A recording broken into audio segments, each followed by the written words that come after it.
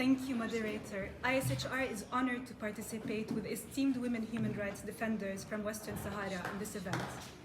It is essential to emphasize the role and contribution of women human rights defenders, including in the struggle for self-determination, and recognize the specific challenges and risks they face, including gender-based violence and discrimination intensified by the intersection with other forms of discrimination. Civil society organizations have welcomed a joint communication sent to Morocco recently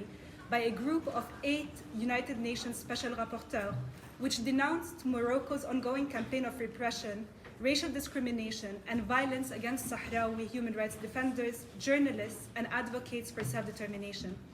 We reiterate the recommendations of the experts to immediately cease these violations and uphold its international human rights obligations, and to ensure that the people of Western Sahara can fully exercise their right to self-determination in accordance with international law. We further continue to urge states to call on Morocco to put an end to its crackdown on civil society and conditionally release Sahrawi political prisoners, provide access to human rights bodies to the occupied Western Sahara, including OHCHR, UN Special Procedures, and human rights organizations. ISHR is alarmed at Morocco's systematic and relentless targeting of human rights defenders in retaliation for exercising their right to freedom of association and expression to promote human rights in Western Sahara. This is a quote by the statement by Special Procedures led by the HRD mandate.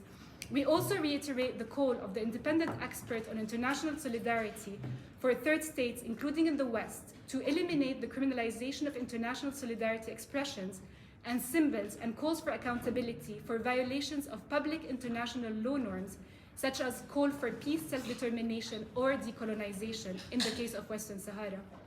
The selectivity and double standards that dictate action, especially on accountability for crimes, and the prevalence of some states' own political gains over human rights standards undermine the effectiveness of the human rights mechanisms that are supposed to deliver justice. This has been a reality for decades when it comes to Western Sahara, where the Council continues to fail to put the question of the decolonization on its agenda. Countries need to take effective measures to ensure the realization of the inalienable right to self-determination of people under colonialism and apartheid, whether in Western Sahara or Palestine, using a consistent human rights decolonization approach, centering the voices of the Sahrawi human rights defenders who are mobilizing for their inalienable right to self-determination is the first step in the direction of realizing justice for the Sahrawi people. It is a question of decolonization and of adapting the rights-based system to be effective and respond to the reality on the ground.